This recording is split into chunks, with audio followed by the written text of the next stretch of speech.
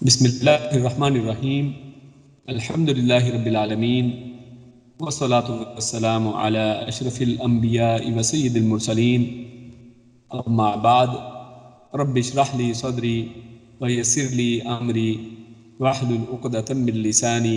یفقہوا قولی ربنا زدنا علما اللہم فقہنا فی الدین۔ آج انشاءاللہ سورۃ البقرہ کی آیت 183 سے 188 تک پڑھیں گے،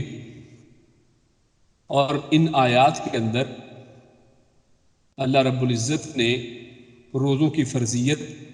اور پھر اسی کے متعلقہ احکامات کو ذکر کیا ہے، اور اسی کے اندر اسی موضوع کے تحت قرآن کریم کا تعارف بھی اس میں آیا ہے کہ اللہ رب العزت نے قرآن کریم کو اسی رمضان کے مہینے یعنی روزوں کے مہینے کے اندر اللہ رب العزت نے نازل فرمایا ہے۔ تو آئیے درس کو شروع کرتے ہیں۔ تو اللہ رب العزت نے ان آیات کے اندر جو ابتدا کی ہے وہ روزوں کی فرضیت سے کی ہے۔ اللہ رب العزت ارشاد فرماتے ہیں، اعوذ باللہ من الشیطان الرجیم، یا ایہا الذین آمنوا کتب علیکم الصیام کما کتب علی الذین من قبلکم لعلکم تتقون۔ یا ایہا، اے، الذین، وہ لوگ جو، آمنو ایمان سے ہے، جو سب ایمان لائے، یعنی اے لوگوں جو ایمان لائے ہو، کتبہ، لکھ دیا گیا ہے یعنی فرض کر دیا گیا ہے، علیکم، تمہارے اوپر، علی، اوپر، کم، تم سب کے، تم سب پر فرض کر دیا گیا ہے کیا چیز؟ الصیام، روزوں کو، کما، اور یہ کا اور ما کا مجموعہ ہے، کا مطلب یعنی جیسے، ما یعنی جو، یعنی اس طرح جیسے، کتبہ، فرض کیے گئے یعنی لکھے گئے، فرض کر دیے گئے، علی الذین، علی، اوپر، الذین، وہ لوگ جو، من، سے، قبلی، پہلے، قبل، اردو میں بھی ہم استعمال کرتے ہیں قبل، قبلکم، تم سے پہلے، یعنی جو تم سے پہلے لوگ تھے، جیسے ان پر یہ روزے فرض کیے گئے تھے اسی طرح تم پر یہ روزے فرض کر دیے گئے ہیں، لعلکم تتقون، اور اس میں لا شروع کا جو ہے، تاکہ، لعل، تاکہ تم سب، تتقون، تا، تم، اور اس کے بعد جو تا قاف ہے، یہ تقوی، جس کو ہم عام معنوں میں جانتے ہیں، تقوی یعنی پرہیزگاری، بچنا اور اپنے آپ کو بچانا، تتقون، تاکہ تم بچ جاؤ، تاکہ تم پرہیزگار بن جاؤ۔ تو اس آیت کے اندر اللہ رب العزت نے شروع ہی میں روزے کی فرضیت کا حکم ہمارے سامنے رکھا ہے، اور جیسے آپ آیت نمبر 177 سے جب ہم نے یہ درس شروع کیا تو اس میں ہمارے سامنے اسلام کے جو احکامات ہیں، اسلام کی بنیاد جن 5 چیزوں پر رکھی گئی ہے ان کا بیان وہاں سے شروع ہوا،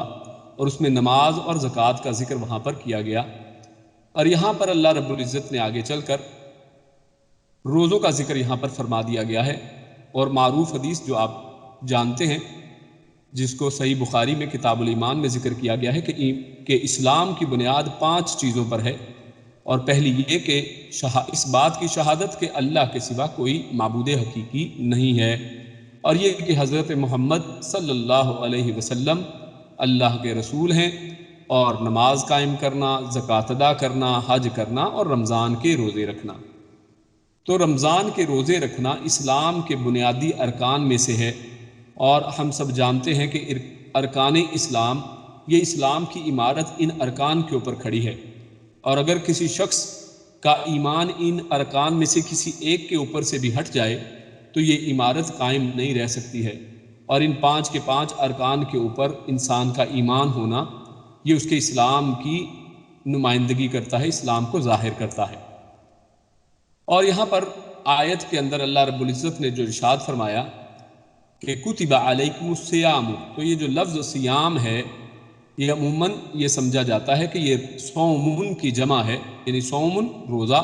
تو یہ صیامن، صومن کی جمع نہیں ہے، بلکہ یہ اپنے طور پر خود ایک لفظ ہے، یہ اپنے طور پر ایک مصدر ہے، جیسے سومن بھی ایک مصدر ہے. تو یہ دونوں الگ الگ دو لفظ ہیں اور روزے کے لیے بولے جاتے ہیں. اور ویسے سیامن کا مطلب اصل میں کیا ہے؟ یعنی رک جانا. انسان کسی چیز کو کرنے سے رک جائے تو اس کو صومن یا الصیام کہا جاتا ہے. اور اسی طرح سے عربی کے اندر رکی ہوئی ہوا کو صومن کہا جاتا ہے. اور اسی طرح کوئی اگر گھوڑا جو ہے وہ چلنے سے رک جائے یا چارہ کھانے سے باز آ جائے، رک جائے، تو ایسے گھوڑے کو فرس صائم کہا جاتا ہے.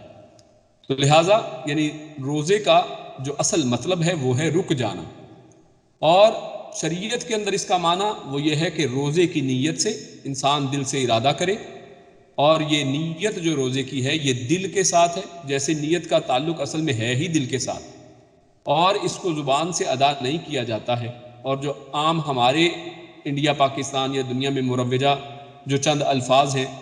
یہ الفاظ جو ہیں یہ اللہ کے نبی صلی اللہ علیہ وسلم کی سنت سے ثابت نہیں ہیں، بلکہ بعد میں کسی زمانوں میں گھڑے گئے ہیں. تو نیت دل کے ارادے کا نام ہے. اور روزے کی نیت سے اگر انسان صبح صادق سے سورج غروب ہونے تک کھانے پینے اور جماع سے رکے رہے تو اس کو صوم کہا جاتا ہے. آگے اللہ رب العزت ارشاد فرماتے ہیں کما کتب علی الذین من قبلکم، کہ یہ روزے جو ہیں یہ اسی طرح تم پر فرض کیے گئے ہیں جیسے تم سے پہلوں پر فرض کیے گئے تھے. جس سے پتہ چلتا ہے کہ یہود و نصارہ اور جو دیگر پچھلی امتیں تھیں ان پر بھی اللہ رب العزت نے ان روزوں کو فرض کیا تھا. اور اس بیان کا یہ بھی مقصد ہے کہ یہ امت جو امت مسلمہ ہے وہ اس فریضے کی بجاوری میں پہلی امتوں سے پیچھے نہ رہ جائے. یعنی جس طرح پچھلی امتوں میں ایک عمل اور اچھا عمل چلتا جا رہا تھا تو اللہ رب العزت نے اسی کو ہماری امت مسلمہ کے اندر بھی جاری رکھا ہے. اور سورہ مائدہ آیت نمبر 48 میں اللہ رب العزت نے ارشاد فرمایا لِكُلٍّ جَعَلْنَا مِنْكُمْ شِرْعًا وَمِنْهَاجًا، کہ تم میں سے ہر ایک کے لیے ایک خاص جو شرع یعنی شریعت ہے، دستور ہے، اور منہاجا یعنی ایک طریقہ اور منہج تم سب کے لیے اللہ رب العزت نے بیان فرما دیا ہے. تو اس سے یہ بھی پتہ چلتا ہے اس آیت کی روشنی میں کہ روزوں کو اللہ رب العزت نے پچھلی امتوں کی طرح ہم پر فرض تو کیا ہے، لیکن ان کے اندر پہلی امتوں کی شریعت اپنی شریعت اور ان کا طریقہ اپنا طریقہ تھا. لیکن آج جو ہم پر مسلمانوں پر یہ روزے فرض کیے گئے ہیں تو ان میں مسلمانوں اسلام کے اندر یہ یعنی ضمناً اور فروعی طور پر اللہ رب العزت کا حکم تو ایک رہتا ہے پچھلی امتوں میں بھی اور نئی اور اس امت محمدیہ میں بھی، لیکن اس کے اندر جو فروعی جو ہے چند چیزیں اللہ رب العزت نے خاص کر دی ہیں جو پہلی امتوں میں نہیں تھی. تو ہماری امت محمدیہ کے اندر روزوں کو رکھنے کا ایک اپنا طریقہ اور ایک اپنا دستور اور شریعت موجود ہے، اور ہم اس میں پہلی امتوں اور پہلی شریعتوں کی طرف رجوع نہیں کریں گے، بلکہ اللہ کے پیارے رسول صلی اللہ علیہ وسلم نے جو طریقہ ہمیں سکھلایا ہے اسی پر ہم میں عمل کرنا ہے. آگے اللہ رب العزت اس روزے کا اور اس روزوں کی فرضیت کا مقصد بیان کرتے ہوئے اللہ رب العزت ارشاد فرماتے ہیں لعلکم تتقون، تاکہ تم بچ جاؤ، تاکہ تم پرہیزگاری اختیار کرو، تاکہ تم متقی انسان بن جاؤ. اور اس سے یہ پتہ چلتا ہے کہ اللہ رب العزت نے یہ جو روزے ہیں یہ کسی قسم کی سزا نہیں ہے،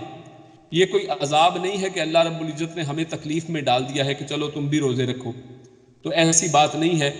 بلکہ یہ اللہ رب العزت نے ہم پر ایک احسان کیا ہے، اور ہم نے اللہ رب العزت نے ہم پر یہ احسان کیا ہے کہ ہم اس دنیا میں بھی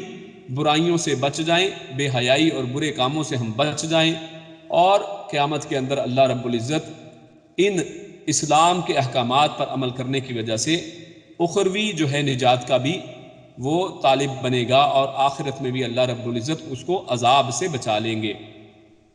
اور اس لیے اللہ رب العزت نے یہاں پر فرمایا لعلکم تتقون، تاکہ تم بچ جاؤ. اور دوسرا یہ کہ اس دنیا میں جب انسان روزہ رکھتا ہے تو روزہ رکھتے ہوئے اللہ رب العزت کے احکامات کی پابندی کرتے ہوئے انسان ان شریعت نے جن چیزوں سے منع فرما دیا کہ جب روزہ رکھ لو تو اس کے بعد آپ کھا نہیں سکتے، پی نہیں سکتے، اور اپنی بیویوں کے پاس تم جا نہیں سکتے، اپنے تعلقات قائم نہیں کر سکتے، تو یہ ساری کی ساری چیزیں حلال چیزیں ہیں. تو اللہ رب العزت نے جب ہم کو ان حلال چیزوں سے روکا ہے تو انسان کے اندر یہ تقویٰ پیدا ہوتا ہے کہ جو حلال چیزیں اس روزے کی حالت میں انسان ان سے بچتا ہے اور ان سے پرہیز کرتا ہے اور ان کی طرف نہیں جاتا اور ان سے رک جاتا ہے،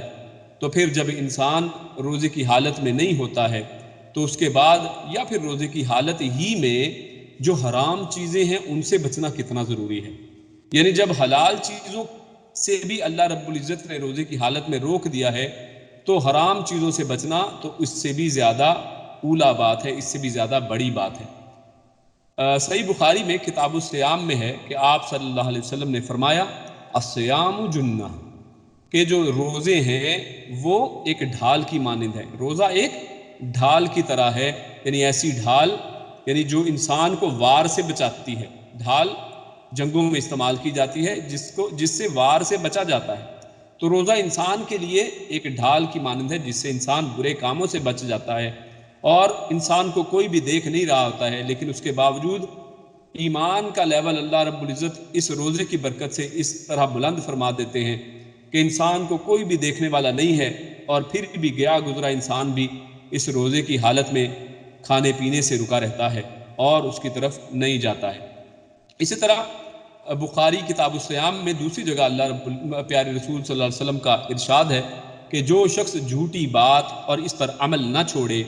اللہ کو کوئی ضرورت نہیں ہے کہ وہ اپنا کھانا پینا چھوڑ دے. یعنی اللہ رب العزت یہ ہرگز نہیں چاہتے ہیں کہ تم اللہ کی خاطر کھانا پینا چھوڑو، بلکہ اللہ رب العزت کا مقصد وہ کوئی اور ہے. وہ ہمارے اندر تقویٰ پیدا کرنا ہے، اور اس کا مظہر یہ ہے کہ انسان جھوٹی باتیں اور برے اعمال کو چھوڑ دے اور اسی طرح جھوٹی باتوں پر عمل کرنے سے رک جائے. اور جھوٹی باتوں پر عمل کیا ہے؟ اللہ رب العزت قرآن کریم میں کہتے ہیں کہ یہ شرک جو تم کرتے ہو، یہ تمہاری اپنی افواہ، یہ تمہارے لبوں سے ہونٹوں سے نکلی ہوئی اپنی باتیں ہیں. یہ اللہ رب العزت نے ارشاد نہیں فرمائی ہیں، یہ اپنے پاس سے گھڑی ہوئی چیزیں ہیں. اور اسی طرح بدعات جو ہیں وہ اپنے پاس سے بنائے ہوئے اعمال ہیں، یہ سب جھوٹی باتیں ہیں. تو اس حالت میں روزے میں اللہ رب العزت یہ ٹریننگ دیتے ہیں انسان کو کہ انسان ان جھوٹی باتوں، ان شرک و بدعات اور کفری عقائد اور کفریہ باتوں سے اور ہر طرح کے برے اعمال سے انسان بچنے کی ٹریننگ حاصل کر لے. اس کے بعد آیت نمبر 184 آتی ہے جس میں اللہ رب العزت ارشاد فرماتے ہیں ایام معدودات. ایامن یومن کی جمع ہے، یوم مطلب ایک دن، اور ایامن یعنی چند دن. یہ دن ہیں معدودات، اور ہم اردو میں بھی بولتے ہیں عدد. عدد بولتے ہیں کہ کتنا عدد ہے، یعنی کتنی گنتی ہے. تو معدودات یعنی گنتی کے، جن کو گنا جا سکتا ہے. یعنی اللہ رب العزت نے یہ جو روزوں کا حکم ہم پر صادر فرمایا ہے یہ کوئی ان لمیٹڈ ٹائم کے لیے نہیں ہے کہ انسان ساری زندگی روزے رکھے. اللہ رب العزت نے انسان کو تکلیف میں نہیں ڈالا ہے، بلکہ اللہ رب العزت ارشاد فرماتے ہیں کہ یہ چند گنتی کے دن ہیں، اور اس سے مراد اصل میں رمضان کا وہ ایک مہینہ ہے، یعنی جس کو انسان گن سکتا ہے کہ وہ 29 دن ہے یا 30 دن ہے. اور 29 یا 30 میں سے چاند کی بقدر یعنی چاند کو دیکھ کر مسلم امت جو ہے وہ اس چیز کا فیصلہ کرتی ہے، جیسا کہ اللہ کے نبی صلی اللہ علیہ وسلم نے ہدایت فرمائی. تو ایام معدودات یہ گنتی کے چند دن. پس من جو کانا ہو منکم تم میں سے، من سے کم تم سب میں، یعنی جو کوئی بھی تم میں سے ہو مریض یعنی جو بیمار ہو، او یا علی سفرن علی پر سفرن سفر پر، یعنی جو سفر کی حالت میں ہو یا پھر جو شخص مریض ہو، فعدتن پس عدہ تو گنتی ہے، فعدتن تو وہ گنتی کو پوری کرے، یعنی وہی معدودات اور وہی لفظ یہاں پر عدتن کی طرح آیا ہے. تو پھر اس کے لیے کیا ہے؟ گنتی پوری کرنا. کب؟ من سے، ایامن یوم کی جمع ہے، ایامن دنوں میں، اخر یعنی دوسرے،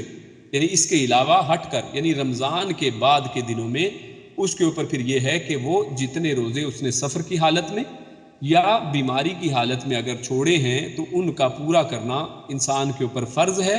کہ وہ ان کو بعد میں ان کی گنتی پوری کرے. اس سے یہ بھی پتہ چلتا ہے کہ انسان کو جب روزے چھوڑ رہا ہو تو وہ ان کو گنتا رہے اور گن کر ان کو دیکھ لے، نوٹ کر لے اور ان کو پورا کرے، اور ان کو کوشش کرنی چاہیے کہ جلد از جلد پورا کیا جائے، اور اگلے رمضان سے پہلے تو ان کو پورا کرنے کی پوری کوشش کرنی چاہیے. وَعَلَى الَّذِينَ يُطِيقُونَهُ اور عَلَى الَّذِينَ عَلَى اوپر الَّذِينَ وہ لوگ جو يُطِيقُونَهُ وہ تیقو طاقت رکھتے ہوں، یعنی جو طاقت رکھتے ہوں، یطیقونہ جو اس کی طاقت رکھیں، فدیتن تو وہ فدیہ دے دیں، یعنی وہ سب طاقت رکھتے ہوں اس کی تو فدیہ دے. یعنی مراد یہاں پر اس کی تفصیل میں جائیں گے کہ جو شخص طاقت تو رکھتے ہیں روزہ رکھنے کی لیکن روزہ نہیں رکھتے ہیں تو فدیتن، تو ان کے لیے فدیہ ہے. یا اسی کا ایک دوسرا مطلب بھی وہ یہ ہے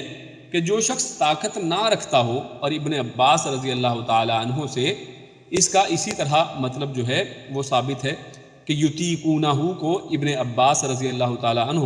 یطوقونہ پڑھا کرتے تھے، اور ابن عاشور رحمہ اللہ فرماتے ہیں کہ اس سے یہ معلوم ہوتا ہے کہ وہ اس کو اس طرح پڑھا نہیں کرتے تھے، یعنی قرأت میں اس کو اس طرح نہیں پڑھتے تھے بلکہ معنی اس کا یطوقونہ کی طرح لیا کرتے تھے.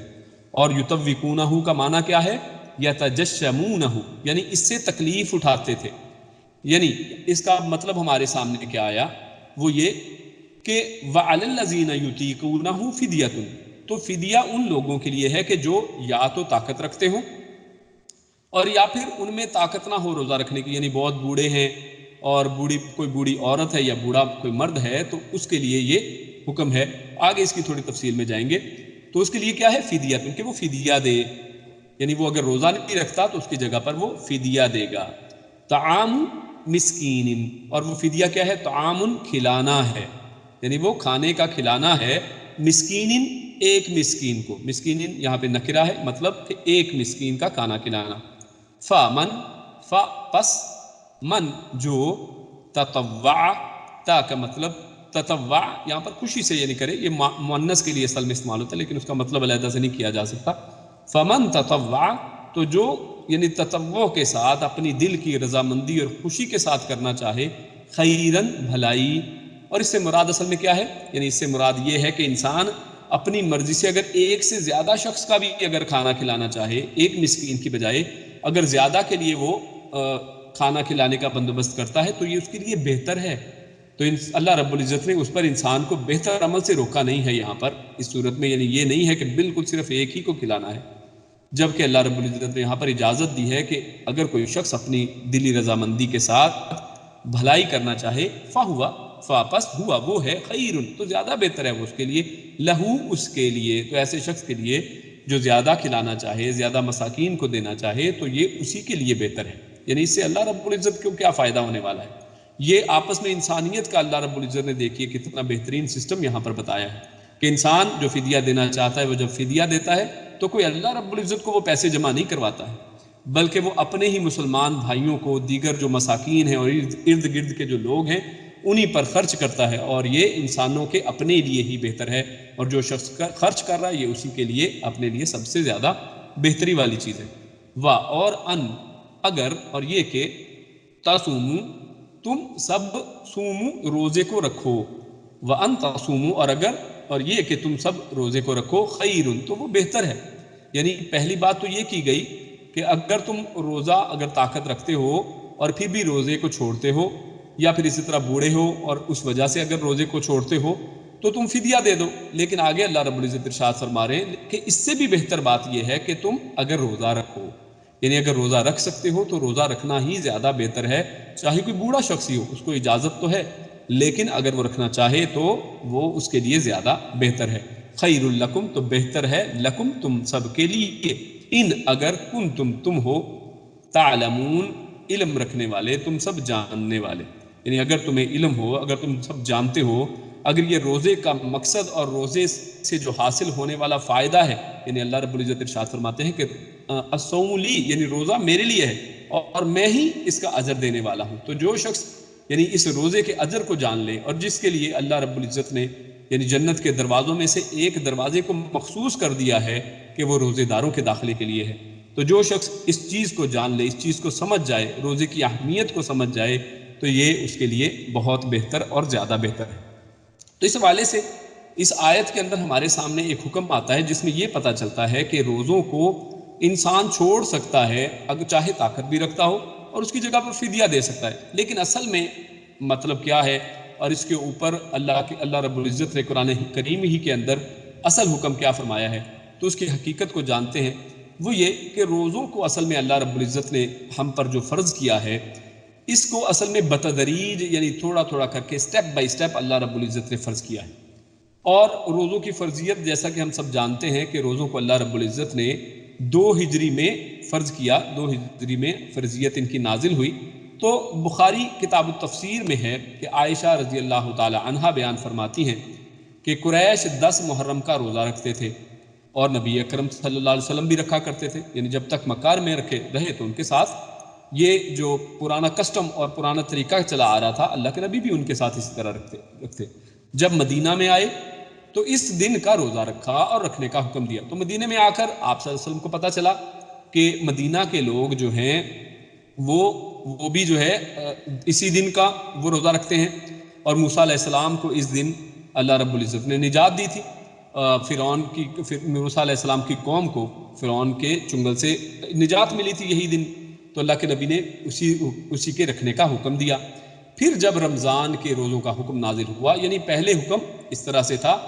کہ اللہ کے نبی صلی اللہ علیہ وسلم صرف 10 محرم کا روزہ رکھا کرتے تھے. پھر جب رمضان کے روزوں کا حکم نازل ہوا تو رمضان کے روزے فرض ہو گئے اور عاشورہ ترک ہو گیا. پھر جو چاہتا اسے رکھتا اور جو چاہتا نہ رکھتا. تو عاشورے کا حکم جو ہے یعنی وہ اس طرح سے ہوا کہ جو جس کی مرضی ہے رکھنا چاہے رکھے، نہیں رکھنا چاہے تو نہیں رکھے. یعنی وہ فرض نہ رہا اور فرض رمضان کے روزے ہو گئے. اور اس میں بھی آگے یہ بات آئی کہ جو یہاں پر آیت آئی ہے جس کے ضمن میں میں نے کہا کہ اس میں طاقت رکھنے کے حوالے سے ہمارے سامنے ایسا معلوم ہوتا ہے کہ جو طاقت رکھتا ہے وہ بھی روزہ فدیہ دے کر چھوڑ سکتا ہے. یعنی جو روزہ رکھ سکتا ہے پھر بھی چھوڑ دے اور بس فدیہ دے دے. تو اس حوالے سے اصل میں ہمارے سامنے 2 چیزیں آتی ہیں. پہلی بات یہ کہ جس کو صحیح بخاری میں کتاب التفسیر میں ذکر کیا گیا ہے کہ سلمہ بن اکوع رضی اللہ تعالی عنہ فرماتے ہیں کہ جب یہ آیت اتری، یعنی یہی آیت جس میں وَعَلَى الَّذِينَ يُطَوِّقُونَهُ کا ذکر ہے، یعنی یہی جو ہم اس وقت پڑھ رہے ہیں، تو جو چاہتا کہ روزہ نہ رکھے اور فدیہ دے دے تو ایسا کر لیتا. یعنی جب یہ آیت نازل ہوئی شروع میں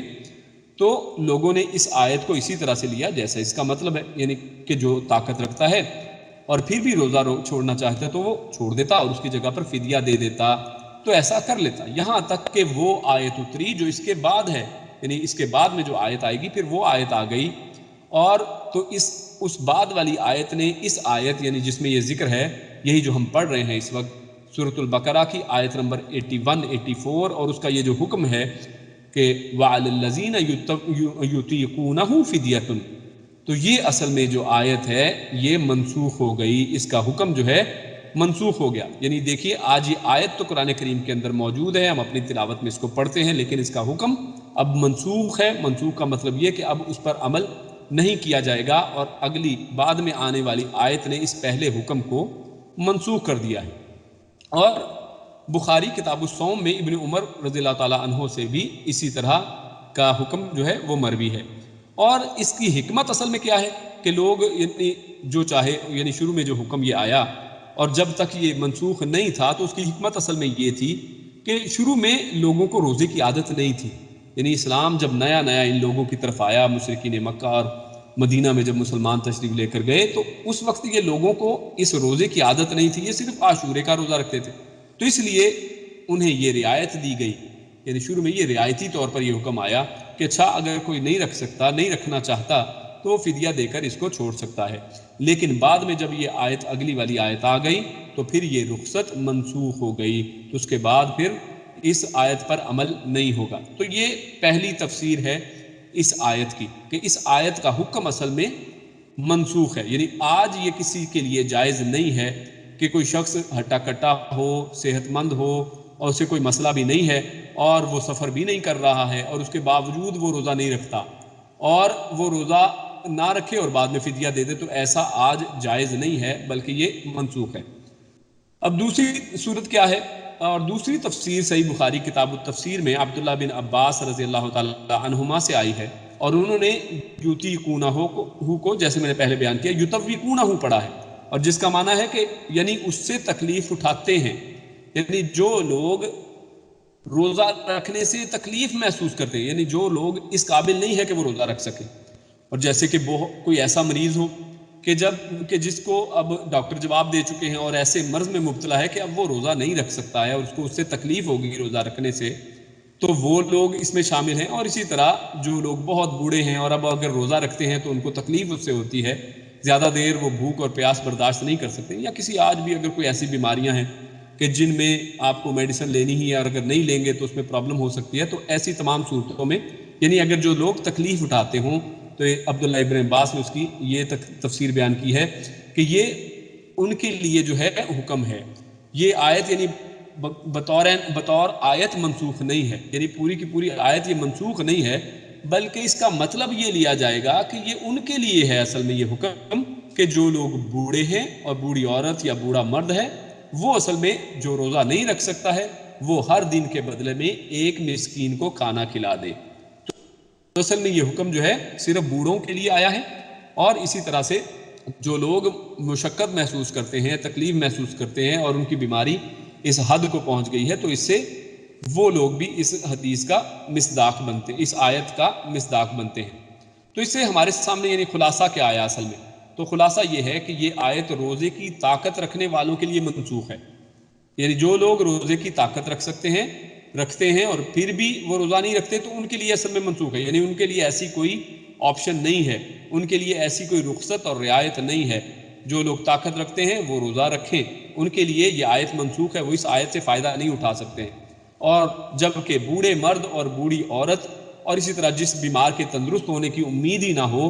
اس کے حق میں یہ آیت منسوخ نہیں ہے، بلکہ وہ اس حکم سے فائدہ اٹھا سکتے ہیں. تو یہ اس طرح سے اس کو لیا جائے گا. اور آخر میں اللہ رب العزت ارشاد فرماتے فَمَن تَطَوَّعَ خَيْرًا فَهُوَ خَيْرٌ لَهُ، اور جس کے بارے میں پہلے آپ کے سامنے بیان کیا گیا کہ اصل میں تو اس سے مراد یہ ہے کہ اگر وہ ایک سے زیادہ مسکینوں کو بھی اگر کھانا کھلانا چاہے، اگر اپنی مرضی سے اپنی خوشی سے اگر زیادہ بھی دینا چاہے تو یہ زیادہ بہتر ہے. اور عبداللہ ابن عباس رضی اللہ تعالی عنہما نے فرمایا کہ ہر دن کی جگہ نصف صاع فدیہ دے. اور تبری میں ہے کہ ان ابن عباس بسند صحیح، یعنی یہ ایک صحیح سند سے ہی ہمارے تک کال پہنچتا ہے. اور اسی طرح ایک روزے کی جگہ 1 کلو اناج، یعنی آج کے حساب سے اگر ہم دیکھیں سا کی طرح نہیں، تو 1 کلو اناج فدیہ دے یا ایک مسکین کو بلا کر کھانا کھلا دے. تو یہ بھی صحیح سند سے ابن ابی حاتم میں ہمارے تک پہنچتا ہے. اور اسی طرح بخاری کی کتاب التفسیر میں ہی ایک اور حدیث مذکور ہے جس میں انس رضی اللہ تعالیٰ عنہ سے ہے کہ انہوں نے بڑھاپے میں 1 یا 2 سال ہر دن ایک مسکین کو گوشت کے ساتھ روٹی کھلائی. یعنی آخری عمر میں جب پہنچے اور اتنے بوڑھے ہو گئے تو اس حالت میں انہوں نے بھی اس کا فائدہ اٹھایا اس آیت کا، اور اس کے حکم کے مطابق وہ 1 یا 2 سال ایک مسکین کو گوشت کے ساتھ روٹی کھلاتے رہے اور انہوں نے روزہ نہیں رکھا. تو اس طرح سے ہمارے سامنے یہ سارا موضوع کلیئر اور واضح ہو جاتا ہے. اس کے بعد اللہ رب العزت ارشاد فرماتے ہیں شہر رمضان الذی انزل فیہ القرآن. شہر یعنی مہینہ ہے، رمضان رمضان کا، الذی وہ جو انزل نازل کیا گیا، فی میں ہی اس کے اندر، یعنی رمضان ہی کا وہ مہینہ ہے کہ جس کے اندر نازل کیا گیا ہے کیا؟ القرآن، یعنی قرآن کو، یعنی قرآن کریم کو اللہ رب العزت نے رمضان کے مہینے کے اندر نازل کیا گیا ہے. اور قرآن کیا ہے؟ ہدن، یہ ایک ہدایت ہے اور ہدایت والی کتاب ہے. للناسی، صرف مسلمانوں کے لیے نہیں، لی کے لیے، الناسی لوگوں کے لیے. تمام انسان اگر صدق دل کے ساتھ کسی بائسنس کے بغیر اپنی جو ہیں بائسنس کو چھوڑ کر اور بالکل کھلے دل کے ساتھ اگر اس کو سنیں اور اس پر عمل کریں اور اس سے ہدایت حاصل کریں تو بے شک اللہ رب العزت نے اس قرآن کو سب کے لیے ہدایت کا سرچشمہ بنا دیا ہے. وبینات، اور یہ خالی صرف ہدایت کی کتاب نہیں ہے، بلکہ یعنی بعض اوقات یہ ہوتا ہے کہ کوئی ایک چیز آپ کے سامنے پیش کی جاتی ہے لیکن اس کے ساتھ کوئی دلیل نہیں ہوتی، جبکہ قرآن کریم کو اللہ رب العزت نے دلائل کے ساتھ مزین کیا ہے. وبینات، اور اس میں روشن اور واضح دلیلیں موجود ہیں. ہر اس شخص کے لیے اس میں دلیل موجود ہے جس کے ذہن میں کوئی بھی کسی بھی قسم کا شک اور کسی بھی قسم کا کفر اور شرک اور بدعات ہیں، وہ شخص اس قرآن کریم کو اگر پڑھتا ہے تو اس کے اندر سے اس کو ہدایت ملتی ہے اور اس کے اندر اس کے لیے واضح دلائل اور روشن دلیلیں موجود ہیں. من الہدا، یعنی ہدایت میں سے، یعنی دلائل ہدایت میں سے. والفرقان، اور یہ کتاب جو ہے وہ فرقان ہے، فرق کرنے والی ہے. ہمارے ملکوں میں فرقان نام بھی رکھتے ہیں، اور فرقان سے مراد کیا؟ یعنی جو فرق کرنے والی ہو، یعنی جس کے ساتھ واضح طور پر پتہ چل جائے کہ حق کیا ہے اور باطل کیا ہے، صحیح کیا ہے اور غلط کیا ہے. تو یہ کتاب ہمیں یہ چیز حق اور باطل میں تمیز کرنا بھی سکھاتی ہے، اور اسی کتاب سے ہمیں سچ اور جھوٹ کا بھی پتہ چلتا ہے. پس من جو شہیدہ موجود ہو، یعنی جو دیکھے، جو شہادت دینے والا ہو، یعنی جو اس مہینے کو پالے، منکم من سے، کم تم سب میں سے، الشہر یعنی اس شہر کو، یعنی جو بھی شخص تم میں سے اس مہینے کو پالے، یعنی اس مہینے میں وہ اگر موجود ہو، زندہ ہو، اور اس کی زندگی کے اندر اس کو مہینہ یہ نصیب ہو جائے، تو کیا چاہیے؟ پس فل یعنی لیے، یا سم کہ وہ اس کا روزہ رکھے، تو اس کے لیے یعنی یہ بات ہے، یہ حکم ہے کہ وہ اس کا روزہ رکھے۔ اور من جو کانا ہو مریضن، کوئی مریض، او یا علی اوپر، سفر کے، یعنی جو کوئی شخص مریض ہو یا سفر میں ہو، فعدتن تو اس کے لیے گنتی ہے۔ یعنی پہلا حکم تو یہ ہے کہ جو شخص بھی اس مہینے کو پال لیتا ہے اپنی زندگی کے اندر، تو اس کو چاہیے کہ وہ روزہ رکھے، اور جو شخص کوئی مریض ہو یا پھر سفر میں ہو، فعدتن تو گنتی پوری کرے، من ایامن من سے، ایامن دنوں میں، اخر بعد کے دنوں میں، تو اس کے لیے پھر یہ اختیار ہے کہ وہ روزے کو چھوڑ دے اور پھر بعد کے دنوں میں اس کی گنتی کو پوری کرے، جتنے روزے چھوڑے تھے ان کو بعد کے دنوں میں رکھ لے۔ یرید اللہ، یرید وہ چاہتا ہے، اللہ بکم تمہارے ساتھ، الیسرا آسان۔ اور آگے اس آیت کو مزید آگے پڑھیں گے، یہاں تک جو پڑھا اس کو تھوڑا سمجھ لیتے ہیں۔ تو سب سے پہلی بات جو اللہ رب العزت نے اس آیت میں فرمائی کہ شہر رمضان الذی انزل فیہ القرآن، کہ یہ رمضان ہی کا مہینہ ہے کہ جس کے اندر اللہ رب العزت نے قرآن کریم کو نازل فرمایا ہے۔ اور یہ رمضان کی رات کیا ہے؟ کون سی والی رات ہے؟ تو یہ سورۃ القدر کے اندر ہمارے سامنے واضح ہے کہ اللہ رب العزت نے اس قرآن کو لیلۃ القدر کے اندر نازل فرمایا، اور اسی طرح دوسری جگہ پر اللہ رب العزت نے قرآن کریم میں لیلۃ مبارکہ بھی اس رات کو کہا ہے۔ تو یہ رمضان کی جو رات ہے جس کو لیلۃ القدر یا لیلۃ المبارکہ کہا جاتا ہے، اس کے اندر اللہ رب العزت نے لوح محفوظ سے آسمان دنیا پر اس کو اتار دیا۔ تو یہ اصل میں اس کا معنی ہے کہ رمضان کے اندر اللہ رب العزت نے قرآن کو اتارا، جبکہ ہمارے سامنے یہ ہے کہ قرآن کریم کو 23 سال کے اندر اللہ کے نبی صلی اللہ علیہ وسلم کے قلب اطہر پر نازل کیا گیا ہے، یعنی لوح محفوظ سے آسمان دنیا میں تو یہ اسی ایک رات شب قدر کے اندر نازل ہو گیا، لیکن اس کے بعد جیسا کہ بعض کے نزدیک اس کا مفہوم یہ بھی ہے کہ رمضان میں نزول قرآن کا آغاز ہوا تھا، اور وہی جو غار حرا میں آئی وہ رمضان میں آئی تھی، یعنی اس سے مراد اصل میں یہ ہے کہ اس مہینے میں اس وحی کا آغاز ہوا، جبکہ پھر اس کے بعد تھوڑا تھوڑا کر کے 23 سال میں اس کو اتار دیا گیا۔ تو یعنی اس کے دو معنی لیے گئے ہیں، ایک تو یہ کہ یہ اسی رات میں، اور یہ دونوں ہی درست ہیں، ایک تو یہ کہ اسی رات میں اس کو لوح محفوظ سے آسمان دنیا پر اتار دیا گیا، اور دوسرا یہ کہ یہ اس رات میں اترنا شروع ہوا اور اس کے بعد پھر 23 سال میں تھوڑا تھوڑا کر کے اترا۔ اور کفار کا ایک اعتراض جو تھا وہ یہ بھی تھا کہ یہ قرآن کریم ایک ساتھ سارا کیوں نہیں اترا، یعنی ان کو یہ اعتراض تھا کہ جی قرآن کریم پورے کا پورا کیوں نہیں اتر جاتا، اللہ کے نبی پورا کا پورا قرآن مجید ایک ہی دفعہ میں لے کے کیوں نہیں آ جاتے، اور یہ تھوڑا تھوڑا کر کے نازل کیوں ہوتا ہے؟ تو جس کے جواب میں اللہ رب العزت نے سورۃ الفرقان آیت نمبر 32 میں ارشاد فرمایا، لِنُثَبِّتَ بِهِ فُؤَادَكَ وَرَتَّلْنَاهُ تَرْتِيلًا، یہ اس لیے ہے کہ تیرے دل کو برقرار یعنی پختہ اللہ رب العزت کر دے اور مضبوط رکھے، یعنی اللہ رب العزت نے دل کی مضبوطی کے لیے اور اس کے اوپر دل کو برقرار رکھنے کے لیے یہ حکم اس طرح تھوڑا تھوڑا کر کے اتارا،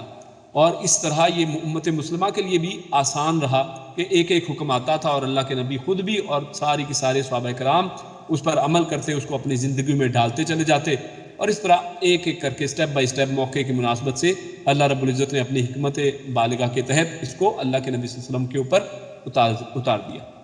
اس اعتبار سے قرآن مجید اور رمضان المبارک کا ہمارے سامنے ایک بڑا ہی زبردست اور گہرا تعلق سامنے آتا ہے، اور یہی وجہ ہے کہ نبی اکرم صلی اللہ علیہ وسلم اس ماہ مبارک رمضان کے اندر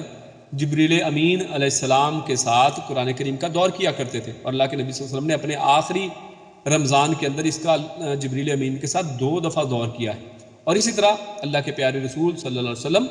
نے صحابہ کرام کے ساتھ بھی رمضان کی 23، 25 اور 27 کی راتوں میں صحابہ کرام کو جمع کیا اور ان کے ساتھ باجماعت قیام اللیل بھی کی، لیکن پھر اس کو اس لیے چھوڑ دیا کہ کہیں امت پر یہ فرض نہ ہو جائے، اور آج یہ جو رمضان کے اندر قیام اللیل کیا جاتا ہے اس کو ہم تراویح کے نام سے جانتے ہیں۔ یہ تراویح کا لفظ احادیث میں نہیں ہے، یعنی اللہ کے نبی نے تجویز نہیں فرمایا ہے، لیکن بعد کے دور میں یہی قیام اللیل تراویح کے نام سے مشہور و معروف ہو گیا۔ اور یہ جو قیام رمضان ہے جس کا ذکر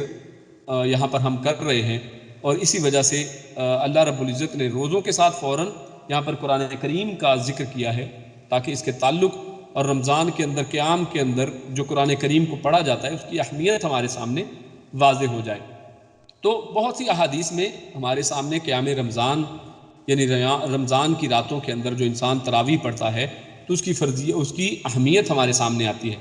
صحیح بخاری میں ہے کہ آپ صلی اللہ علیہ وسلم نے ارشاد فرمایا کہ جس نے ایمان اور ثواب کی نیت سے رمضان کا قیام کیا اس کے پہلے تمام گناہ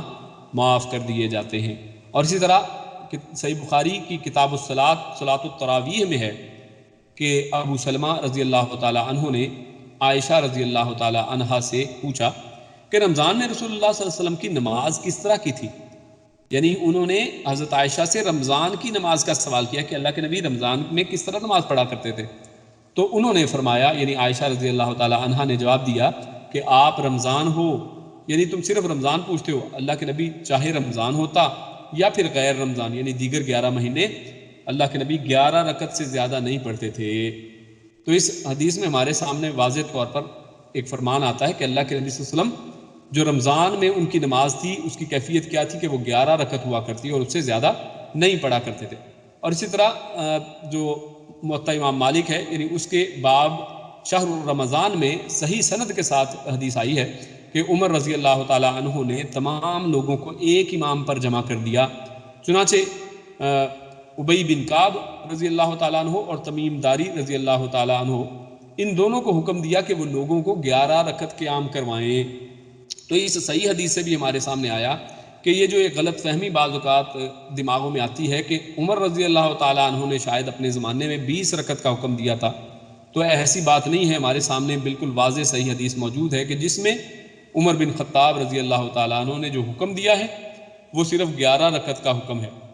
اور 20 رکعت پڑھنے کا جو حکم ہے صحیح سند کے ساتھ نہ رسول اللہ صلی اللہ علیہ وسلم سے اور نہ ہی عمر رضی اللہ تعالیٰ عنہ سے، یعنی کسی طرح بھی یہ ہمیں نہیں ملتا ہے۔ ہاں بعض روایات میں عمر رضی اللہ تعالیٰ عنہ کے زمانے میں بعض لوگوں سے 20 رکعت پڑھنے کا ذکر آیا ہے کہ بعض لوگ ان کے زمانے میں اس طرح پڑھا کرتے تھے، اور لگتا یہ ہے، معلوم یہ ہوتا ہے کہ موطا کی صحیح حدیث سے کہ عمر رضی اللہ تعالیٰ عنہ نے خاص طور پر 11 پڑھنے کا حکم شاید اسی لیے دیا تھا کہ اس عمل کو ختم کرنے کے لیے کہ جو لوگ 20 رکعت پڑھنا شروع ہو گئے تھے۔ تو ایک ہمارے سامنے اس حوالے سے یہ بات آتی ہے، لیکن اس کے باوجود ہمارا موقف اس میں یہ ہے کہ یہ ایک نفل نماز ہے، اگر اس کو سنت کر کے پڑھا جائے اور سنت کے طور پر پڑھا جائے تو اس کو 11 رکعت سے زیادہ نہیں پڑھنا چاہیے، کیونکہ اللہ کے نبی صلی اللہ علیہ وسلم نے اس کو 11 رکعت ہی پڑھا ہے، تو یہی اصل میں سنت ہے۔ لیکن کیونکہ یہ نفل نماز ہے اور نفل کے لیے کوئی گنتی مقرر نہیں ہے، تو انسان اگر اس کو نفل کر کے جتنا مرضی کم یا زیادہ پڑھنا چاہے تو پڑھ سکتا ہے، لیکن پھر اس کو سنت نہ کہے۔ یعنی اگر کوئی شخص اس کو سنت سمجھتا ہے کہ 20 رکعت اللہ کے نبی کی یا صحابہ کی سنت ہے تو یہ بات درست نہیں ہے۔ ہاں اگر ویسے انسان اپنی خوشی سے کوئی 20 کی بجائے 40 پڑھنا چاہے اور 10 پڑھنا چاہے، 20 پڑھنا چاہے، جتنی مرضی پڑھنا چاہے پڑھ سکتا ہے، کیونکہ یہ نفل نماز ہے، جبکہ سنت صرف 11 رکعت ہی رہے گی۔ اور اس کے بعد اللہ رب العزت ارشاد فرماتے ہیں فَعِدَّةٌ مِّنْ أَيَّامٍ أُخَرَ، یہ جو ہم آدھا حصہ پڑھ آئے ہیں اور آگے کا آدھا حصہ آگے اسی آیت کا پڑھتے ہیں، آیت نمبر 185 کا۔ تو ایسا شخص جو مریض تھا یا پھر سفر کی حالت میں ہے تو اس کے لیے کیا ہے کہ وہ اس کو بعد کے دنوں میں پورا کرے۔ تو نبی اکرم صلی اللہ علیہ وسلم رمضان المبارک میں فتح مکہ کے غزوے کے لیے نکلے اور روزے سے تھے، اور قدید میں پہنچ کر روزہ افطار کیا اور لوگوں کو بھی حکم دیا کہ روزہ توڑیں۔ اور اسی طرح صحابہ کرام جو ہیں اور تابعین کی ایک اور جماعت نے کہا ہے کہ سفر میں روزہ توڑ دینا واجب ہے، کیونکہ قرآن کریم میں ہے کہ آیت، یعنی یہی جو آیت فَعِدَّةٌ مِّنْ أَيَّامٍ أُخَرَ، لیکن صحیح جو قول ہے، یعنی یہ دو قول ہمارے سامنے آ گئے ہیں۔ ایک حدیث متفق علیہ ہے، یعنی بخاری اور مسلم نے اس کو روایت کیا ہے، اور وہ کیا کہ اللہ کے نبی صلی اللہ علیہ وسلم رمضان المبارک میں فتح مکہ کے غزوے کے لیے نکلے اور وہ روزے کی حالت میں تھے، اور انہوں نے ایک خاص جگہ پر پہنچ کر روزے کو افطار کیا اور لوگوں کو بھی وہاں پر ہی کہا کہ وہاں پر روزہ توڑ دیں، یعنی روزے کو توڑنے کا حکم دیا، یعنی یہ نہیں کیا کہ اس کو روزے کو پورا کرے۔ لیکن اگر کوئی یہ شخص یہ کہے کہ روزہ توڑنا واجب ہے تو یہ اصل میں بات درست نہیں ہے، اور صحیح قول جو جمہور کا مذہب ہے یہ ہے کہ آدمی کو اختیار ہے خواہ وہ رکھے یا خواہ نہ رکھے، یعنی روزے کو رکھنا یا نہ رکھنا خصوصاً سفر کی حالت میں یہ انسان کے لیے اختیاری ہے، یعنی یہ لازمی نہیں ہے، اور جس پر بعض دیگر احادیث جو ہیں اس پر دلالت کرتی ہیں، اور وہ اس لیے کہ ماہ رمضان میں لوگ جناب رسول اللہ صلی اللہ علیہ وسلم کے ساتھ نکلتے تھے، بعض روزے سے ہوتے تھے اور بعض روزے سے نہیں ہوتے تھے، پس روزے دار بے روزے پر، یعنی جس نے روزہ نہیں رکھا ہوتا تھا، اور بے روزہ دار روزے دار پر کوئی عیب نہیں پکڑتا تھا، یعنی سب طرح کے لوگ موجود تھے، روزہ رکھنے والے سفر کے اندر اور نہ بھی رکھنے والے، اور کوئی ایک دوسرے پر اعتراض نہیں کرتا تھا۔ اگر افطار واجب ہوتا تو روزہ رکھنے والوں پر انکار کیا جاتا، یعنی ان کو نکیر کی جاتی، ان کو روکا جاتا کہ تم نے روزہ کیوں رکھا ہے، بلکہ خود نبی اکرم صلی اللہ علیہ وسلم سے بحالت سفر روزہ رکھنا بھی ثابت ہے، یعنی اوپر کی حدیث میں ہمارے سامنے اس روزے کو توڑنا ہمارے سامنے ثابت ہے، لیکن صحیح حدیثوں میں اس کو رکھنا بھی ثابت ہے۔ بخاری و مسلم میں ہے کہ حضرت ابو درداء رضی اللہ تعالیٰ عنہ فرماتے ہیں کہ رمضان المبارک میں سخت گرمی کے موسم میں ہم نبی اکرم صلی اللہ علیہ وسلم کے ساتھ ایک سفر میں تھے، گرمی کی شدت کی وجہ سے سر پر ہاتھ رکھے پھر رہے تھے، یعنی گرمی کی اتنی شدت تھی کہ سر پہ ہاتھ رکھا ہوا تھا، اور ہم میں سے کوئی بھی روزے سے نہ تھا سوائے رسول اللہ صلی اللہ علیہ وسلم اور حضرت عبداللہ بن رواحہ، یعنی یہ دو لوگ تھے اس پورے سفر میں کہ جنہوں نے روزہ رکھا تھا، باقیوں نے نہیں رکھا تھا، اللہ کے نبی نے نہ ان کو رکھنے کا حکم دیا اور نہ ہی خود توڑا۔ تو اس سے ہمارے سامنے بات واضح ہو جاتی ہے کہ یہ اللہ رب العزت نے یہ ایک آپشنل اختیاری حکم دیا ہے، اگر کوئی چاہے تو سفر میں بھی روزہ رکھ سکتا ہے، اگر کوئی چاہے تو اس کو نہ رکھے، اور بعد کے دنوں میں جیسا کہ یہاں پر حکم ہے فَعِدَّةٌ مِّنْ أَيَّامٍ أُخَرَ، تو بعد کے دنوں میں اس کو پورا کر لیں۔ یرید اللہ،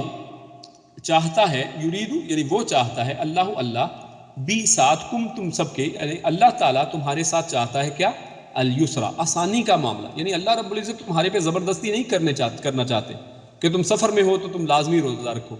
آپ کی آپشنل ہے، آپ کے لیے مرضی ہے، آپ روزہ رکھنا چاہیں رکھ سکتے ہیں، نہیں رکھنا چاہیں نہ رکھیں۔ اللہ یرید اللہ بکم الیسرا، اللہ تمہارے لیے آسانی چاہتا ہے، ولا یرید بکم العسرا، اللہ تمہارے لیے تکلیف نہیں چاہتا ہے، اور یہی ہم نے شروع میں بات کی تھی پہلی آیت کے اندر، آج کی جو پہلی آیت 183 میں، کہ اللہ رب العزت نے یہ جو روزے کا حکم ہم پر نازل کیا ہے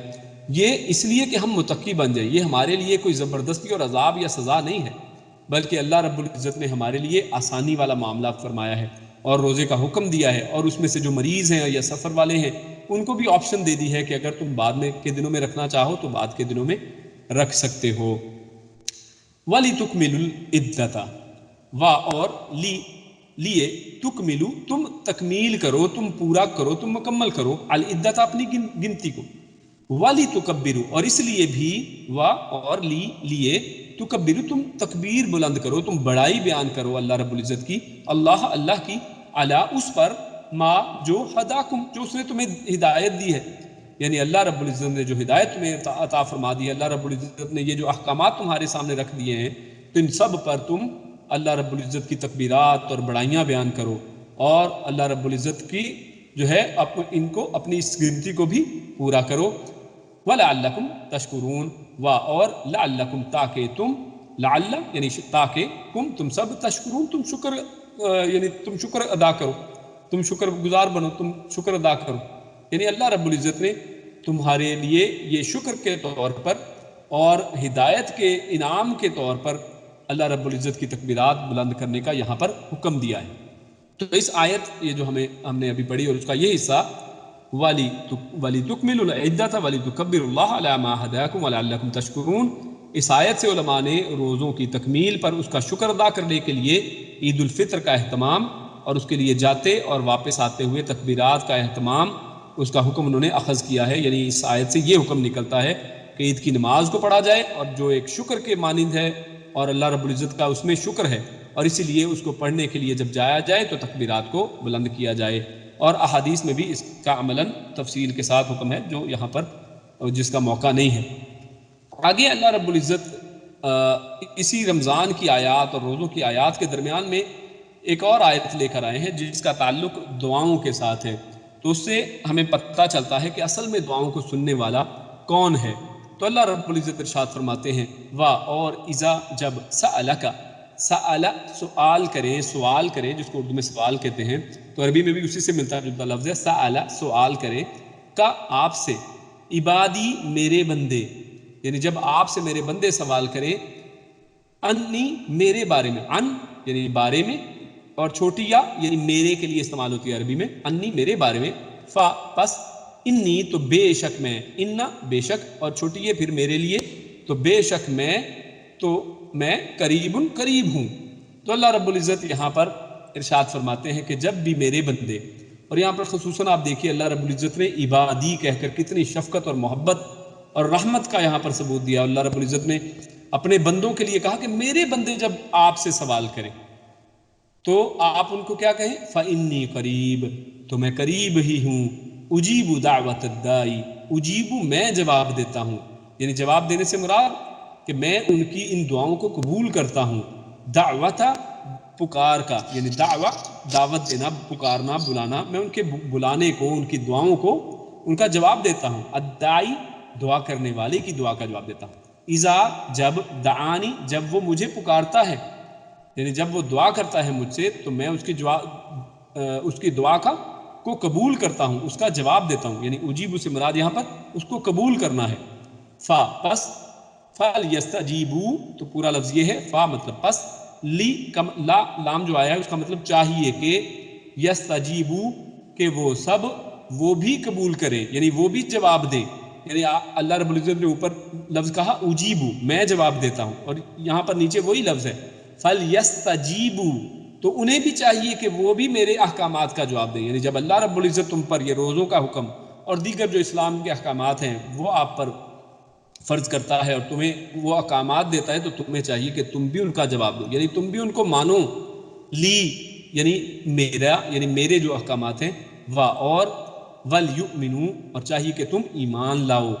بھی مجھ پر، لعلہم لا اللہ تاکہ ہم وہ، یرشدون تاکہ وہ سب راہ راست پالے۔ تو اس آیت سے یعنی ہم نے پہلے دیکھا کہ اس سے پہلے بھی رمضان کا ذکر ہے، اور آگے بھی آیت جو آئیں گی وہ رمضان ہی سے متعلقہ ہیں، اور اس سے پتہ چلتا ہے کہ رمضان کے اندر جو دعا ہے اور دعا کی قبولیت ہے ان کا ایک گہرا تعلق ہے۔ اور بہقی کی حدیث میں ہے کہ آپ صلی اللہ علیہ وسلم نے فرمایا کہ 3 دعائیں رد نہیں جاتی، والد کی اپنے بیٹے کے لیے، اور روزے دار کی دعا، اور مسافر کی دعا، اور اسے علامہ البانی نے صحیح کہا ہے، یعنی روزے دار کی دعا کو اللہ رب العزت قبول فرماتے ہیں، یہ کبھی بھی رد نہیں جاتی ہے۔ اور ابن ماجہ میں عبداللہ بن عمرو سے مروی ہے کہ آپ صلی اللہ علیہ وسلم نے فرمایا کہ روزہ دار کے لیے افطار کے وقت ایک قبول کی جانے والی دعا ہے، یعنی افطار کے وقت روزہ دار کے لیے ایک قبول کی جانے والی دعا ہے، یعنی وہ رد نہیں ہوتی ہے۔ چنانچہ مسند ابی داؤد الطیالسی کی ایک حدیث جو حسن لغیری ہے، یعنی خود سے یہ حسن نہیں ہے لیکن دیگر احادیث سے اگر ملائیں تو اس کا حکم یعنی حسن کے قریب پہنچتا ہے، تو حسن لغیری ہے۔ اس روایت میں ہے کہ اب یہی جو حدیث کے اوپر والی حدیث کے راوی ہیں کہ جنہوں نے کہا کہ روزے دار کے لیے افطار کے وقت ایک قبول کی جانے والی دعا ہے، وہ جب روزہ افطار کرتے تو اپنے اہل و عیال کو بلاتے اور دعا کرتے۔ لیکن جو صحیح ترین احادیث ہمارے سامنے آتی ہیں ان کی روشنی سے اگر عمومی حکم لیا جائے تو وہ یہ آتا ہے ہمارے سامنے کہ روزے دار کی دعا اللہ رب العزت قبول فرماتے ہیں، کیونکہ روزے دار اس وقت اللہ رب العزت کے لیے روزہ رکھے ہوئے ہے اور اپنی عبادت کے اندر ہے اور ایمان کے ایک اعلیٰ درجے پر اس وقت ہے، تو اس حالت کے اندر وہ جب بھی دعا کرے گا، اگر کسی دعا کے وقت کو مقرر نہ بھی کیا جائے کہ وہ افطار کے وقت کرتا ہے یا کسی اور وقت کرتا ہے، تو یہ پورے کے پورا روزے دار کی جو دعا ہے اس کے ہر وقت کے اندر روزے کی حالت میں اس کو اللہ رب العزت رد نہیں کرتے ہیں۔ اور اجیب دعوت الداعی اذا دعان، آپ صلی اللہ علیہ وسلم نے فرمایا کہ کوئی مسلمان ایسا نہیں ہے جو اللہ سے کوئی دعا کرے جس میں نہ کوئی گناہ ہو اور نہ قطع رحمی، یعنی یہاں پر بات ہوئی تھی اجیب دعوت الداعی اذا دعان، یعنی اللہ رب العزت ضرور قبول کرتا ہے جب بھی پکارنے والا پکارے، لیکن ہم عموماً دیکھتے ہیں کہ ہمیں بعض اوقات لگتا ہے کہ ہماری دعائیں قبول نہیں ہو رہی ہیں، تو اصل میں معاملہ کیا ہوتا ہے، تو اس کی وضاحت اللہ کے نبی صلی اللہ علیہ وسلم ارشاد فرماتے ہیں کہ کوئی مسلمان ایسا نہیں ہے جو اللہ سے کوئی دعا کرے جس میں نہ کوئی گناہ ہو اور نہ قطع رحمی، یعنی غلط بری قسم کی دعا نہ کرے، مگر اس کے بدلے اللہ رب العزت اسے 3 چیزوں میں سے ایک عطا فرماتے ہیں، یعنی 3 کام تو ہونے والے ہیں، اور پہلا کام یا تو اس کی دعا قبول کر لیتا ہے، یعنی ایک تو یہ کہ جو اس نے دعا کی ایز اٹ از، جو کہ تم اللہ رب العزت نے قبول کر لی، یا پھر دوسرا معاملہ یہ ہے کہ اس کی دعا جلد قبول کر لیتا ہے، یعنی اسی وقت قبول کر لی، یا آخرت میں اس کا ذخیرہ کر لیتا ہے، یعنی اس کو یا جلدی یعنی اسی وقت اور ایز اٹ از تو قبول نہیں کیا لیکن اس کو کبھی جلد قبول کر لیا یا پھر کبھی آخرت کے لیے اس کو ذخیرہ کر لیا، یعنی اس کی دعا کو یہاں پر دنیا میں قبول نہیں کیا اور آخرت کے لیے اس کو ذخیرہ کر دیا. آخرت والے دن انسان دیکھیں گے کہ یہ میرے پیچھے اتنے ڈھیر کیا ہیں, اور اللہ رب العزت ارشاد فرمائے گا کہ یہ تمہاری دعائیں ہیں جو دنیا میں قبول نہیں ہوئی تھی.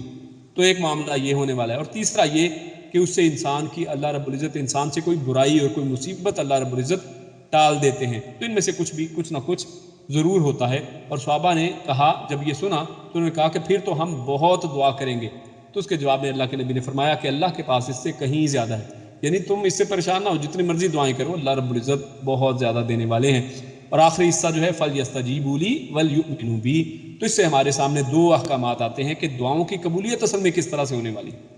تو اللہ رب العزت جو دعائیں قبول کرتے ہیں انسانوں کی, وہ کب کرتے ہیں اور کیوں کرتے ہیں. تو اس کے لیے دو شرطیں اس کو کہہ لیں یا دو احکامات کہہ لیں,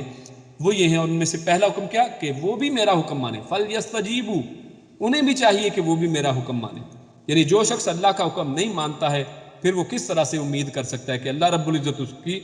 دعائیں قبول کرے. ہاں, توبہ اس کی ضرور قبول ہو سکتی ہے کہ وہ شخص توبہ کرے اور اس کے بعد صحیح رستے پر آ جائے. لیکن اگر کوئی شخص توبہ نہیں کرتا ہے, اپنے برے رستوں پر قائم رہتا ہے, تو پھر اس کے لیے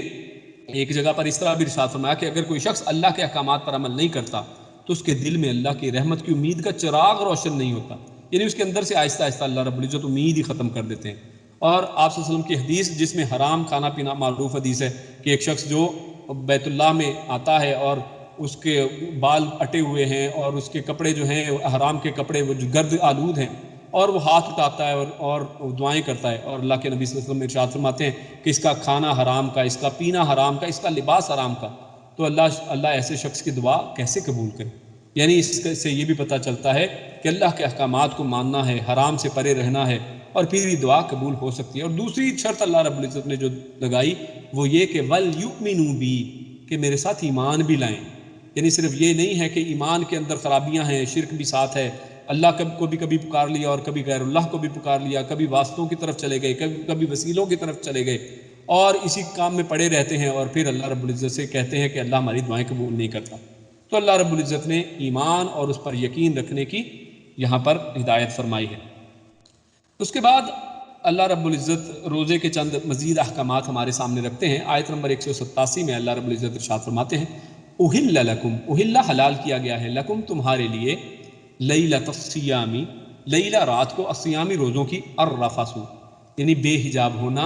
الی نسائکم, الی طرف نسائکم تمہاری عورتوں کے. یعنی اللہ رب العزت نے تمہارے لیے اپنی عورتوں کے ساتھ بے حجاب ہونے کو اللہ رب العزت نے رمضان کی راتوں میں حلال کر دیا ہے. اور یہ اللہ رب العزت نے بہت بڑا احسان اس امت پر کیا ہے.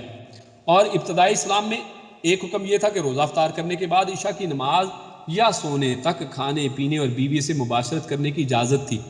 سونے کے بعد ان میں سے کوئی کام نہیں کیا جا سکتا. ظاہر بات ہے یہ پابندی بڑی سخت تھی اور اس پر عمل بڑا مشکل تھا. اللہ نے اس آیت میں یہ دونوں پابندیاں اٹھا لیں, اور افطار جب انسان کر لے اور اگلا روزہ جب تک شروع نہیں ہوتا ہے سحری تک اور صبح صادق تک کھانے پینے اور بیوی سے مباشرت کرنے کی اللہ رب العزت نے اجازت دے دی ہے. ہن لباس لکم, وہ عورتیں, لباس ہیں, لکم تمہارا, وانتم اور تم ہو, لباس لہن ان کے لیے. یعنی عورت اور مرد ایک دوسرے کا لباس ہے. یہاں پر اللہ رب العزت نے ان دونوں کو ایک دوسرے کا لباس کہہ کے ان کے آپس میں باہمی تعلق کی شدت کو اللہ رب العزت نے بیان کیا ہے کہ یہ ایک دوسرے کو اسی طرح مزین بھی کرتے ہیں, کیونکہ انسان جب لباس پہنتا ہے تو یہ اس کے لیے زینت بھی ہے اور اس کے لیے اس کے عیبوں کو چھپانے والی بھی ہے. تو یہ ایک دوسرے کے عیبوں کو چھپاتے بھی ہیں, ایک دوسرے کی زینت بھی ہیں. اور جب ان دونوں کا آپسی تعلق ایک لباس کی طرح ہے, تو جیسے انسان بازار میں بغیر لباس کے نہیں پھر سکتا ہے, یہ اتنا مشکل کام ہے, تو اسی طرح ان کے لیے عورت اور مرد کا ایک دوسرے سے جدا ہونا بھی اسی طرح ایک مشکل کام ہے. اس لیے اللہ رب العزت نے انسانوں کو, مسلمانوں کے اوپر یہ رحم فرمایا اور ان کو راتوں کے اندر اپنی بیویوں کے پاس جانے کی اجازت دے دی. اور اس سے یہ بھی معلوم ہوا کہ دونوں کے درمیان کوئی پردہ نہیں ہے. اور بخاری کی حدیث میں کہ عائشہ رضی اللہ تعالی عنہا فرماتی ہیں کہ میں اور آپ صلی اللہ علیہ وسلم ایک ہی برتن سے غسل کر لیتے, اور جو میرے اور آپ کے درمیان میں ہوتا. تو دونوں کے درمیان میں اللہ رب العزت نے پردہ نہیں رکھا ہے, اور انسان کو ایک اور مرد عورت کو ایک دوسرے کا لباس کے ساتھ تشبیہ دی ہے. عالم اللہ, عالم جان چکا, اللہ انکم کہ بے شک تم تھے, تختانون تم سب خیانت کر لیتے, انفسکم اپنی جانوں پر, فتاب پس رجوع کیا، فتاب علیکم تم پر، یعنی اللہ رب العزت نے تم پر سے یہ ایک حکم جو ہے، جو پہلے جیسے ہم نے اوپر پڑھ لیا کہ ان سے پہلے یہ حکم تھا کہ آپ سونے سے پہلے تک جو ہے وہ آپس میں ایک دوسرے سے مل سکتے، اس کے بعد نہیں مل سکتے. تو یہ ایک بڑا مشکل حکم تھا جس کی وجہ سے لوگ بعض جو ہیں اس کی خیانت کے بھی مرتکب ہوئے اور اس حکم کا پاس نہ رکھ سکے، جس کا اللہ رب العزت ارشاد فرماتے ہیں کہ اللہ رب العزت تو جان چکا کہ تم میں سے کچھ خیانت کرتے ہیں اپنے اوپر، انفسکم فتاب علیکم، لیکن اللہ رب العزت نے اس سے رجوع کیا، وعفا عنکم، اور تمہیں معاف کر دیا اور تم سے درگزر کر دیا. فالآن، تو فا پس الآن یعنی اب، تو پھر اب سے ایک نیا حکم ہے، یعنی پچھلے حکم کو اللہ رب العزت نے ختم کر دیا اور فرمایا باشروہن، تو تم ان سے مباشرت کرو، یعنی ان سے ملو، تم ان سے اپنے تعلقات قائم کر سکتے ہو. وابتغوا، اور تم سب طلب کرو، چاہو، ما کتب، ما جو کتب لکھا، اللہ نے، لکم تمہارے لیے. اور اس سے مراد کیا ہے کہ ما کتب اللہ لکم، یعنی اس سے مراد جو انسان ایک دوسرے سے لذت چاہتا ہے اور اس تعلقات سے جو لذت آتی ہے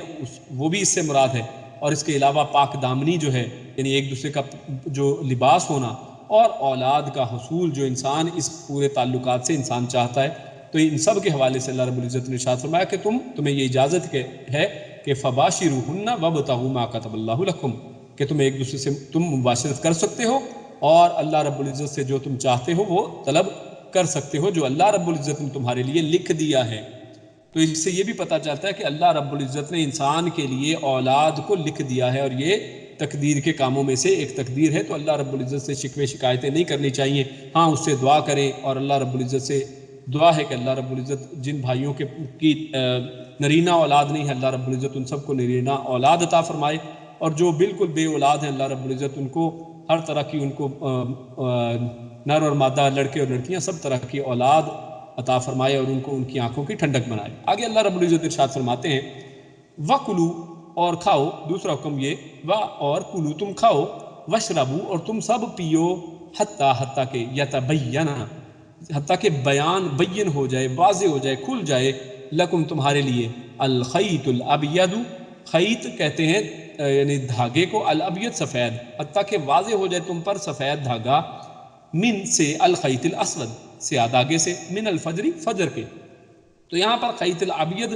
سے مراد سفید دھاگا تو ہے، لیکن اس کا مطلب، اس کا مفہوم اصل میں کیا ہے، اس سے مراد صبح صادق ہے. یعنی جب اذان فجر کی ہوتی ہے تو یہ وقت اصل میں صبح صادق کا وقت ہے، اس وقت تک ہم کو،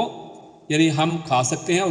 اور جیسے اذان ہو تو اس وقت انسان کو رک جانا چاہیے. ہاں اتنی اجازت ہے کہ جو اس کے ہاتھ میں ہے تو اسے اپنی ضرورت کو پورا کر لے، جیسے کہ حدیث میں آیا ہے. اور بخاری کی حدیث میں ہے کہ بعض کو اس کے سمجھنے میں غلطی بھی لگی تھی، یعنی جب یہ حکم آیا کہ جب کالا دھاگا سفید دھاگے سے واضح ہو جائے، تو بعض صحابہ کرام نے کچھ دھاگا لیا کالا اور سفید، اپنے سرانے رکھ لیا یا اپنے انگوٹھوں کے ساتھ، پاؤں کے ساتھ باندھ لیا، تو رات کو اٹھتے اور بار بار دیکھتے کہ کیسے واضح ہوگا. تو یعنی ان کو اس آیت کے سمجھنے میں کچھ دشواری ہوئی اور غلط فہمی ہوئی، تو جس پر وہ اللہ کے نبی صلی اللہ علیہ وسلم کے پاس جب آئے تو اللہ کے نبی نے اس کی وضاحت فرمائی، جس سے ہمیں پتہ چلتا ہے کہ قرآن مجید کو ہم ایک تو یہ کہ اپنی مرضی سے اور اپنی عقلوں سے اور اپنی عربی زبان سے صرف واقفیت کے ساتھ نہیں سمجھ سکتے ہیں، بلکہ قرآن کریم کو دیکھ کر اللہ رب العزت نے جس ہستی پر نازل کیا ہے، جو اس شریعت کی شارح ہیں، جو اس کی شرح کرنے والے ہیں، جو اس کو ہم تک کھول کھول کر بیان کرنے والے ہیں، وہ ہستی اللہ کے پیارے رسول صلی اللہ علیہ وسلم کی ہستی ہے. اور ہمیں ہر بات میں انہی کی طرف رجوع کرنا ہے کہ انہوں نے اس کی وضاحت کس طرح فرمائی ہے، انہوں نے یہ حکم کس طرح فرمایا ہے. تو اللہ کے نبی نے جب اس کی وضاحت فرما دی تو ان پر یہ واضح ہو گیا. اس کے بعد آگے چلتے ہیں، اسی آیت میں آگے اللہ رب العزت ارشاد فرماتے ہیں ثم اتموا، تو جب یعنی اس طرح سے تم روزہ رکھ لو، سفیدی کے ٹائم میں تم سحری کر لو، اور جیسے پہلے بیان ہوا سحری کے ٹائم کوئی دعا نہیں ہے، ہاں بسم اللہ پڑھ کے آپ کھانا کھائیں اور یہی آپ کے لیے نیت ہے. تو اس کے بعد ثم، پھر اتموا، تم پورا کرو، تمام کرنے کو، پورا کرنے کو کہتے ہیں، تم پورا کرو، الصیام، اپنے روزے کو، الی اللیل، رات تک. یعنی روزے کو کب تک پورا کرنا ہے؟ رات تک کرنا ہے. لیکن اس رات سے مراد یعنی ہم جو اردو میں یا انڈیا پاکستان میں لیتے ہیں، یعنی رات ہو گئی اور بہت اندھیرا چھا گیا، اس سے مراد یہ ہرگز نہیں ہے. جیسے بعض آج کل کچھ نئے لوگ نکلے ہیں جو اس کے عجیب و غریب مطلب کرتے ہیں، تو ایسی بات نہیں ہے. جیسے پہلے بیان کیا کہ اللہ کے نبی صلی اللہ علیہ وسلم نے کس طرح سے اس کو بیان کیا ہے، شریعت مطہرہ میں ان کی وضاحت کیا ہے، تو اس کی طرف ہم نے جانا ہے. تو رات سے مراد یہاں پر اس سے مراد کیا ہے؟ غروب آفتاب، یعنی جب سورج غروب ہو جائے، یعنی مغرب کی اذان ہو جائے، یا مغرب کی اذان ابھی چاہے نہ بھی ہو، یعنی جیسے ہی غروب ہوا مؤذن جو ہے وہ بھی عموماً وہ پہلے یعنی روزے کو کھولتا ہے اور پھر اذان دیتا ہے۔ تو یعنی جیسے یہ وقت ہو جائے، یعنی سورج غروب ہو جائے، تو اسی وقت اصل میں افطاری کا وقت ہے۔ اور اللہ کے نبی صلی اللہ علیہ وسلم نے افطار کو جلدی کرنا جو ہے اور سحری کو دیر سے کرنا، یعنی مراد کے آخری وقت، یعنی یہ نہیں کہ 1 گھنٹہ پہلے آپ کر کے سحری فارغ ہو جائیں، اور اسی طرح افطاری میں بہت دیر کریں، جیسے 5-10 منٹ لوگ لیٹ کرتے ہیں کچھ لوگ، تو یہ بات درست نہیں ہے۔ اور سحری کو لیٹ کرنا اور افطار کو جلدی کرنا انبیاء کی صفت بتایا۔ اور روزہ افطار کر لو، تاخیر مت کرو، جیسا کہ حدیث میں بھی روزہ جلد افطار کرنے کی تاکید اور فضیلت آئی ہے۔ دوسرا یہ کہ ایک روزہ افطار کیے بغیر دوسرا روزہ رکھ لینا، اس سے نبی اکرم صلی اللہ علیہ وسلم نے نہایت سختی سے منع فرمایا۔ یعنی یہ کہ انسان جب روزہ کھولے تو اس کے بعد کھلا رہے، یعنی اس کے بعد آپ سحری تک آپ کھا پی سکتے ہیں، اور یہ اس سے مراد یہاں پر اللہ رب العزت نے کہی ہے۔ آگے ہے ولا، اور لا نہ، تباشروہن، تم مباشرت کرو، تم باشرو یعنی ان کے ساتھ مباشرت کرو، ہن عورتوں کے ساتھ، اور انتم تم ہو عاکفون یعنی اعتکاف میں، فی المساجد، فی میں، المساجد مسجدوں میں، تلک حدود اللہ، تلک یہ ہیں حدود اللہ، اللہ کی حدیں، یہ اللہ نے حدیں لمیٹیشن دے دی ہیں، پس لا نہ تقربوہا، تم ان کے قریب نہ جانا، تم ان کے قریب بھی نہ جانا۔ یعنی ایک تو ہے حد، اور انسان اس جو لکیر ایک کینچی ہے اس لکیر کے اوپر پہنچ جائے، اللہ رب العزت ارشاد فرماتا ہے تم اس کے قریب بھی نہ جانا۔ تو اس سے پتہ چلتا ہے کہ رمضان اور اعتکاف، یعنی رمضان کے معاملات میں اللہ رب العزت نے یہاں پر ایک تو اعتکاف کا ذکر کیا ہے کہ اعتکاف بھی رمضان کے جو اعمال ہیں ان میں سے ایک بڑا عمل ہے، اور اس لیے یہاں پر اللہ رب العزت نے اعتکاف کے احکامات کی طرف اشارہ فرمایا۔ تفصیل کا یہاں پر موقع نہیں ہے، لیکن اس کی تفاصیل انسان علماء سے سیکھ سکتا ہے، سن سکتا ہے، کتابوں میں موجود ہے۔ اور اس سے یہ بھی پتہ چلا کہ اعتکاف مسجدوں میں ہوگا، یہاں پر جو ذکر ہے فی المساجد،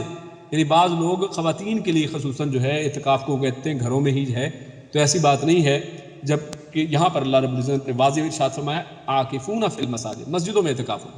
اور بخاری کی حدیث سے یہ بات اور واضح ہو جاتی ہے کہ آپ صلی اللہ علیہ وسلم کی ازواج مطہرات جو تھیں وہ مسجد میں اعتکاف کیا کرتی تھیں۔ اور آگے اللہ رب العزت ارشاد فرماتے ہیں کذالک، اسی طرح یبین اللہ، یبین وہ بیان کرتا ہے، کھول کھول کر وضاحت کرتا ہے، کون؟ اللہ رب العزت، آیات ہی، اپنی آیات کو، اپنے احکامات کو، للناسی لوگوں کے لیے، یعنی اللہ رب العزت نے دیکھیے یہ رمضان کے احکامات کتنی وضاحت سے قرآن کریم کے اندر بیان فرما دیے ہیں، تو اس کی یہاں پر بات کی جا رہی ہے لعلہم، تاکہ وہ یتقون، تاکہ وہ بچیں، تاکہ وہ تقوی اختیار کریں، اور یعنی ان کے احکامات سے کہیں باہر نکل کر حدود اللہ کی مخالفت کر کے وہ ان حدود سے کہیں باہر نہ نکل جائیں، اس سے بچتے رہیں، اللہ کے عذاب سے ڈریں۔ ولا تاکلوا، آگے اللہ رب العزت آیت 188 میں ارشاد فرماتا ہے اور لا نہ تاکلوا، تم کھاؤ، اکلا کھانے کو کہتے ہیں، بار بار یہ پیچھے بھی لفظ آیا ہے، ولا تاکلوا، اور تم سب نہ کھاؤ، اموالکم، اموال مالوں کو کہتے ہیں، یعنی مال کی جمع ہے، اموالکم اپنے مالوں کو، اپنے مالوں سے مراد یعنی ایک دوسرے کے جو مال ہیں ان کو تم اس طرح تم نہ کھاؤ، بینکم آپس میں، بینکم بین درمیان، کم تم سب کے جو درمیان میں آپس کے مال ہیں ان کو نہ کھاؤ، کیسے؟ بالباطل، یعنی ویسے ایک دوسرے کی طرف جانا اور ان سے کھانا پینا، دوستوں کی طرف اور رشتہ داروں کی طرف جانا کھانا پینا جائز ہے، جبکہ بالباطل کہہ کے اللہ رب العزت نے ارشاد فرمایا کہ باطل طریقے سے، ناحق طریقے سے کھانا جو ہے اللہ رب العزت نے اس سے منع فرما دیا ہے، اس کو حرام قرار دے دیا ہے۔ وَتُدْلُوا، اور تم سب نہ پہنچاؤ، بہا ساتھ اس کو، اور تدلو یہاں پر جو دال لام ہے، دلوا جو لفظ ہے اس سے مراد اس سے ہوتا ہے بالٹی بھرنا، یعنی جیسے اس میں سورہ یوسف میں بھی ہے کہ بالٹی بھرنے کا ذکر، تو یہاں پر خیر تو تم سب نہ پہنچاؤ بہا ان کو، الی الحکامی، حکام کی طرف، یعنی ایک غلط کیس لے کر کسی کے مال ہے اس کو آپ نے حق تلفی کی ہے اور پھر اس سارے کیس کو لے کر آپ حکام تک جا پہنچے ہیں، یعنی جو حاکم ہیں، حاکم وقت ہیں، قاضی ہیں، ان تک آپ پہنچتے ہیں،